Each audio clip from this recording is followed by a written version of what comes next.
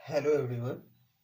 आज हम लोग देखने वाले हैं what are the limitation of accounting. क्या लिमिटेशन अकाउंटिंग का? लिमिटेशन कहने का मतलब क्या चीज़ है, क्या क्या कमी है अकाउंटिंग के अंदर, क्या क्या बुराई है अकाउंटिंग के अंदर, क्या क्या निगेटिव पॉइंट है अकाउंटिंग का, वो देखने वाले हैं। Accounting is not fully exact. All transactions are recorded on evidence basis. मतलब जो भी लेन देन हो रहा है बिजनेस को, हम लोग रिकॉर्ड तो करते हैं एविडेंस बेसिस पे। सोर्स डॉक्यूमेंट के बेसिस पे तो रिकॉर्ड करते हैं, इनवॉइस के बेसिस पे रिकॉर्ड करते हैं, कैश मेमो के बेसिस पे रिकॉर्ड करते हैं, डेबिट नोट क्रेडिट नोट के बेसिस पे रिकॉर्ड करते हैं, बिल्स के बेसिस पे रिकॉर्ड करते हैं। Although some place estimate are made for ascertainment of profit and loss, profit और लॉस। लेकिन हालांकि कुछ जगह पे क्या चीज करना पड़ता है, हम लोग को एस्टिमेट करना पड़ता है प्रॉफिट और लॉस फाइंड करने के लिए। जैसे estimate of useful life of asset. Estimate of useful life of asset कहने का मतलब क्या चीज हो गया कि हम लोगों ने जो बिल्डिंग परचेज किया है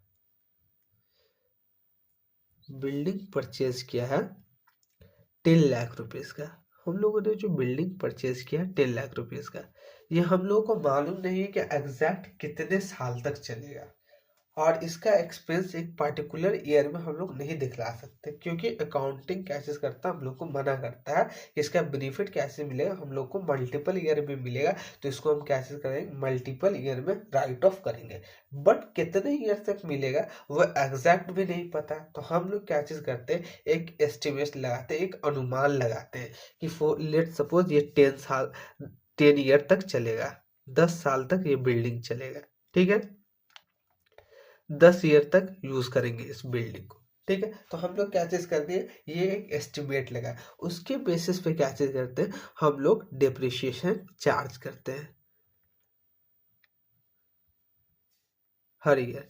कि बिल्डिंग की वैल्यू क्या चीज है, 10 लाख रुपया है, और इसको हम क्या चीज करेंगे, 10 साल यूज करेंगे, तो हर साल कितना चार्ज करेंगे, डिप्रिशिएशन बोल करके 1 लाख रुपया हम लोग डिप्रिशिएशन बोल करके चार्ज करेंगे। हर साल हम अपना खर्चा कितना दिखलाएंगे, 1 1 लाख रुपया दिखलाएंगे। तो ये जो 10 ईयर जो यूजफुल लाइफ है बिल्डिंग का, यूजफुल लाइफ ऑफ बिल्डिंग, ये क्या चीज है, एक तरीके का हम लोगों ने क्या चीज किया, अनुमान लगाया है। तो ये क्या चीज है, एग्जैक्ट नहीं है, वही बोलना चाह रहे हैं। Estimate of useful life of asset, providing for doubtful debt.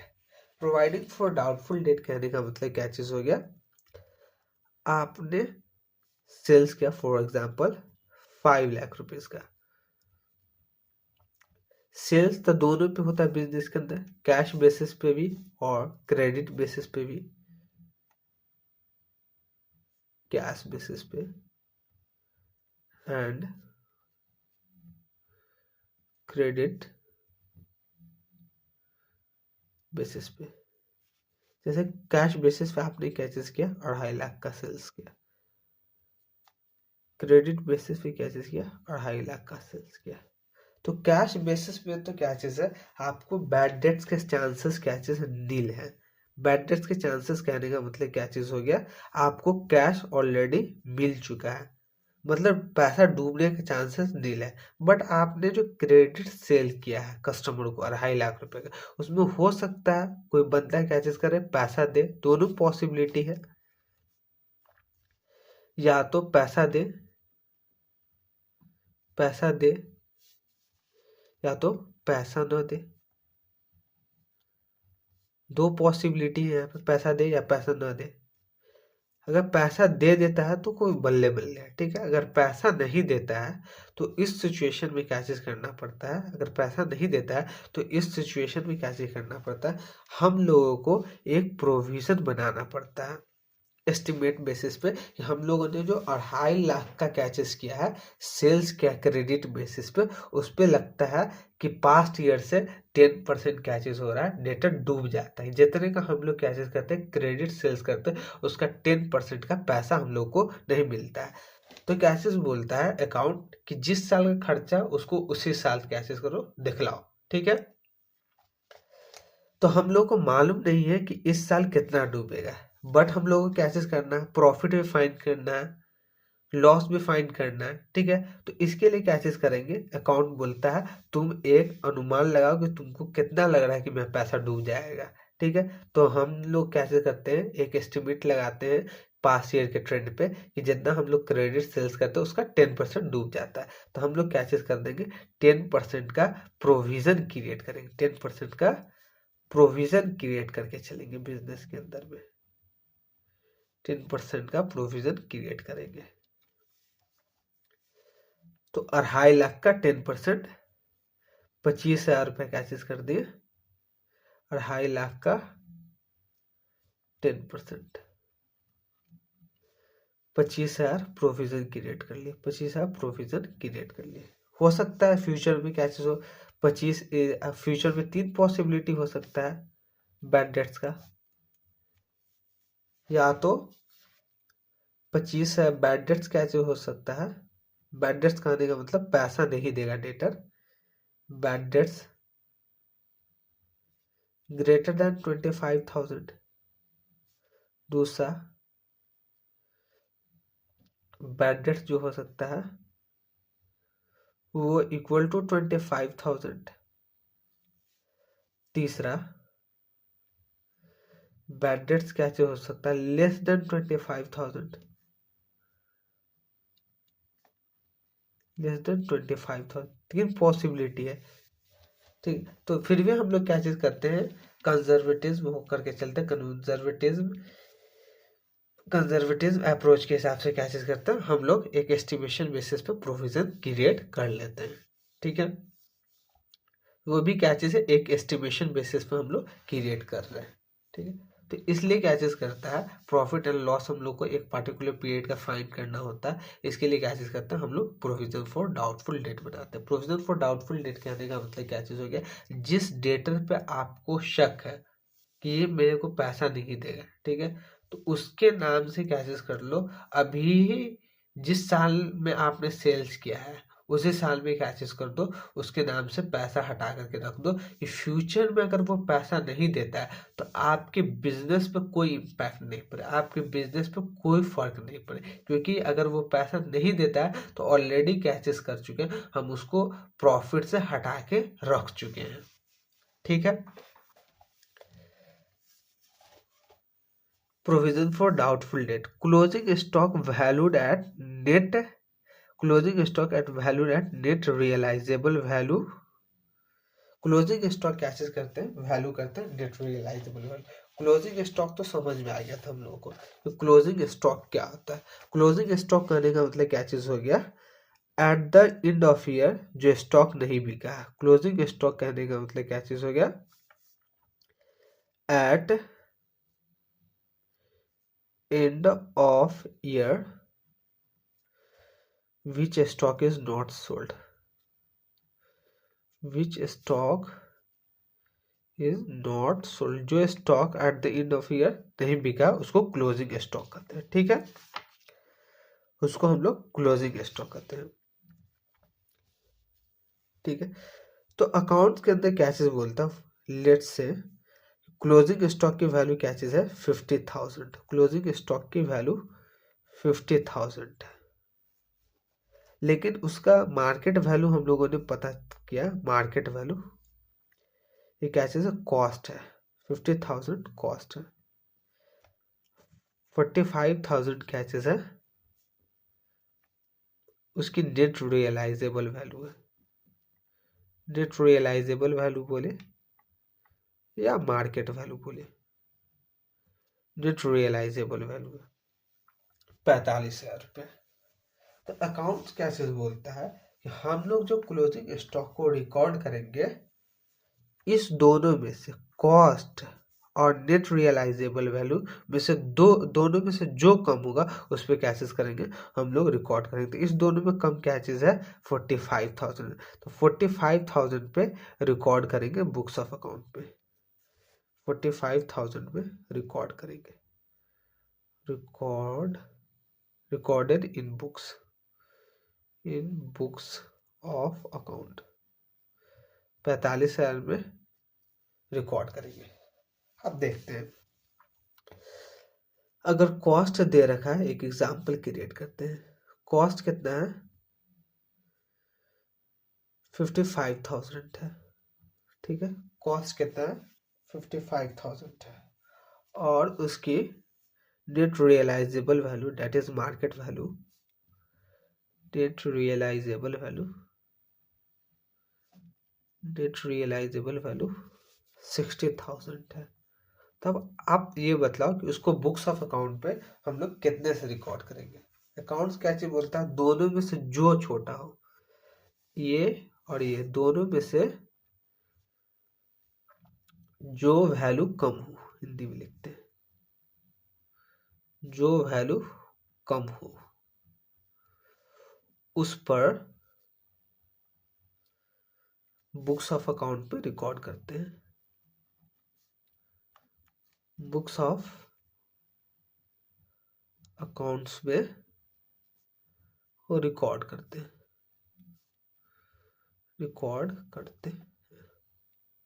उस पर हम बुक्स ऑफ अकाउंट में रिकॉर्ड करते हैं। तो इस सिचुएशन में कितने में रिकॉर्ड करेंगे, बुक्स ऑफ अकाउंट में 55,000 पे रिकॉर्ड करेंगे।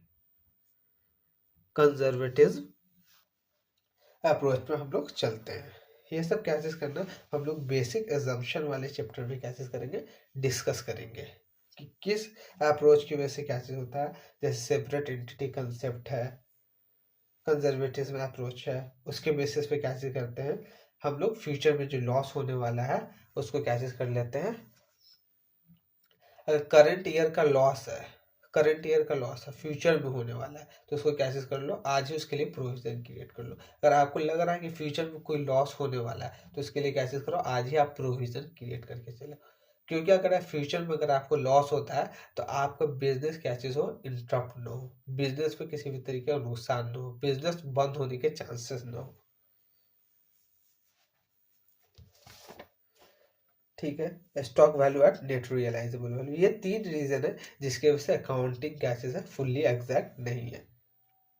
और सेकेंड क्या चीज है, accounting ignore the qualitative element, it record monetary matter only. क्योंकि हम लोग जानते हैं कि फाइनेंशियल अकाउंटिंग में हम लोग जो रिकॉर्ड करते हैं, जो मॉनेटरी टर्म में मेजरेबल है, सिर्फ फाइनेंशियल ट्रांजैक्शंस को हम लोग रिकॉर्ड करते हैं in financial accounting. It ignore qualitative management like quality, skill of management, staff, public relation हुई है।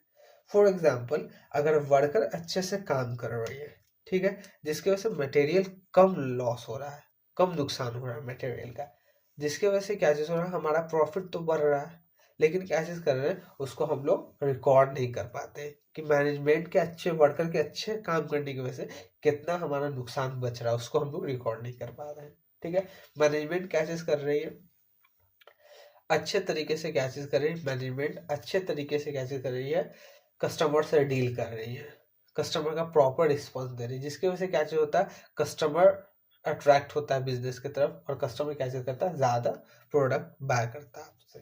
ठीक है, आपसे ज्यादा प्रोडक्ट बाय करता है, तो उसको क्या चीज कर रहे हो, आप रिकॉर्ड नहीं कर सकते हो कि मैनेजमेंट के स्किल की वजह से, मैनेजमेंट के कम्युनिकेशन स्किल की वजह से कितना एडिशनल कस्टमर हमारे पास आया, उसकी वजह से कितना सेल्स में इंक्रीमेंट हुआ। ठीक है, ये आप कैसे कर सकते हो, रिकॉर्ड नहीं कर सकते हो फाइनेंशियल अकाउंटिंग के अंदर। ठीक है, अब उसके बाद अकाउंटिंग में leads window dressing.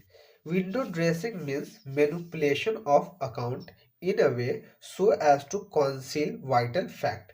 Window dressing का मतलब क्या चीज होता है, मैनिपुलेशन कहने का मतलब क्या चीज हो गया, छेड़छाड़ करना। विंडो ड्रेसिंग कहने का मतलब छेड़छाड़ करना बुक्स ऑफ अकाउंट में इस तरीके से जिससे हम क्या चीज कर सके, जो फैक्ट है, जो असलियत है, उसको क्या चीज कर सके, हम लोग छिपा सके, and present the financial statement better than what actually is। मतलब हम लोग क्या चीज करें, जो यूजर्स हैं उसको जो हम फाइनेंशियल स्टेटमेंट दे देखने के लिए, तो क्या चीज हो, साफ सुथरा दिखे। मतलब क्या चीज हो, जो भी उसमें कमी है उसको क्या चीज कर दें, हम लोग छिपा दें। वही बोलना चाह रहा, present the financial statement better, मतलब अच्छा करके दिखलाना, देन व्हाट एक्चुअली इज, जो एक्चुअली है उससे अच्छा करके दिखलाना बुक्स ऑफ अकाउंट को, ट्रेडिंग अकाउंट को, प्रॉफिट एंड लॉस अकाउंट को, एंड बैलेंस शीट को। In this situation profit and loss account does not show correct profit और लॉस। इस सिचुएशन में क्या चीज करता है, profit and loss account correct profit और लॉस शो नहीं करता है, क्योंकि क्या चीज कर रखा, आपने बुक्स ऑफ अकाउंट से छेड़छाड़ कर रखा, आपने क्या चीज कर रखा, गलत सेल्स की एंट्री पास कर रखी है, आपने क्या चीज कर रखा, फॉल्स परचेज की एंट्री पास कर रखी है आपने। And balance sheet does not show true and fair view of financial position. And balance sheet क्या चीज कर रहा है, ट्रू एंड फेयर व्यू नहीं शो कर रहा है। मतलब आपने क्या चीज किया है, एसेट के वैल्यू में क्या चीज किया है, चेंजेस किया है। आपने क्या चीज किया, मेथड ऑफ डिप्रिशिएशन क्या चीज किया है, अलग अलग चार्ज किया हर साल में, कंसिस्टेंसी आपने फॉलो नहीं किया। आपने क्या चीज किया, रेट ऑफ डिप्रिशिएशन क्या चीज किया है, रेट ऑफ डिप्रिशिएशन होना चाहिए था 10%, आपने क्या चीज किया 20% के साथ रेट ऑफ डिप्रिशिएशन चार्ज किया, जिसके वजह से क्या चीज हो रहा है, आपका फाइनेंशियल परफॉर्मेंस और financial position true and fair picture नहीं शो कर रहा है। इसका बेस्ट एग्जांपल है विंडो ड्रेसिंग का, आपको सत्यम स्कैम, सत्यम स्कैम इसका क्या चीज है, one of the best example है विंडो ड्रेसिंग का। विंडो ड्रेसिंग में क्या चीज होता है, जो यूजर्स होते हैं ना, उसको क्या चीज दिखलाया जाता है कि ऑर्गेनाइजेशन बिजनेस क्या चीज कर रही है, बहुत ज्यादा प्रॉफिट अर्न कर रही है, बिजनेस की क्या चीज है, फाइनेंशियल कंडीशन बहुत स्ट्रांग है, और उसके बेसिस पे क्या चीज किया जाता है, लोन ले लिया जाता है उससे, और क्या चीज कर दिया जाता है, बाद में लोन ले लिया जाता है और मार्केट से पैसा उठा लिया जाता है इन्वेस्टर सबसे, और क्या चीज किया जाता है, बिजनेस क्या चीज करती है, एक्चुअली में उतना प्रॉफिट अर्न करती नहीं रहती है। ठीक है, तो that is known as window dressing. मतलब इसमें पूरा मैनिपुलेशन होता है, मतलब धोखाधड़ी होता है इन्वेस्टर के साथ। इसका बेस्ट एग्जांपल हम बोले थे क्या, इस सत्यम, सत्यम एक केस लॉ था। सत्यम कंप्यूटर सर्विस एक कंपनी थी, सत्यम कंप्यूटर सर्विस कंपनी थी, सत्यम कंप्यूटर सर्विस कंपनी थी। ठीक है, जो 1987 में बनी थी, 1987 में किसके द्वारा बनाई गई थी, by Raju brothers.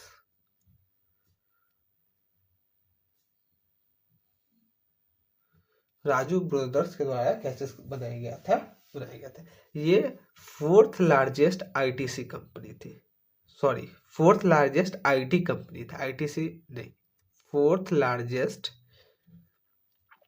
IT company थी। टाटा, विप्रो, ये सब के बाद क्या चाहिए थे, फोर्थ लार्जेस्ट आईटी कंपनी थी, फोर्थ लार्जेस्ट आईटी कंपनी थे। इसका जो वैल्यूएशन था, इसका वैल्यूएशन था 2003 में $1 बिलियन,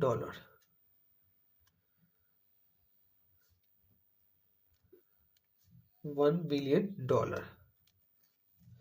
और 2008 में जो इसका वैल्यूएशन क्या चीज हो गया, $2 बिलियन हो गया। स्टॉक प्राइस में जो आ गया इसके 300% का इंक्रीमेंट आ गया, स्टॉक प्राइस में जो आ गया,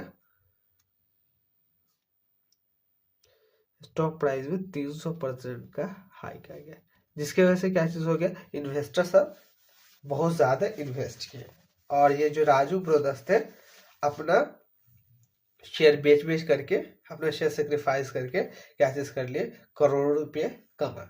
ठीक है, तो इन्होंने क्या चीज किया था, अपने वैल्यूएशन को बढ़ाने के लिए क्या चीज किया था, पर्सनल कंप्यूटर से बिल और रिसिप्ट बनाने लगे थे, पर्सनल कंप्यूटर से बिल और रिसिप्ट बनाए थे, मतलब फर्जी बिल बनाए थे, और फर्जी बिल के बेसिस पे क्या चीज किए थे, बुक्स ऑफ अकाउंट में सेल्स की एंट्री पास किए थे।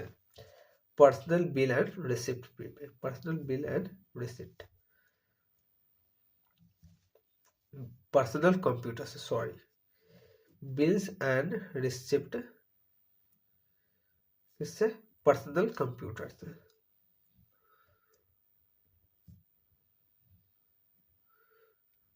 पर्सनल कंप्यूटर से इन्होंने कितना फर्जी बिल बनाया था पर्सनल कंप्यूटर से, मालूम है, 7,561 बिल फर्जी बिल बनाया था। और फर्जी बिल के बेसिस पे क्या चीज किया था, इन्होंने अपने बिजनेस के वैल्यूएशन को इंक्रीज कर लिया था। बेस्ट एग्जांपल है विंडो ड्रेसिंग का, सत्यम ट्रस्ट। ठीक है, तो इसमें क्या चीज किया जा सकता है, छेड़छाड़ किया जा सकता है। अकाउंटिंग में लीड्स टू विंडो ड्रेसिंग, मतलब तीन क्या चीज है लिमिटेशन अकाउंटिंग का या disadvantage account. Accounting is not fully exact, accounting ignore qualitative element, accounting में लीड्स विंडो ड्रेसिंग।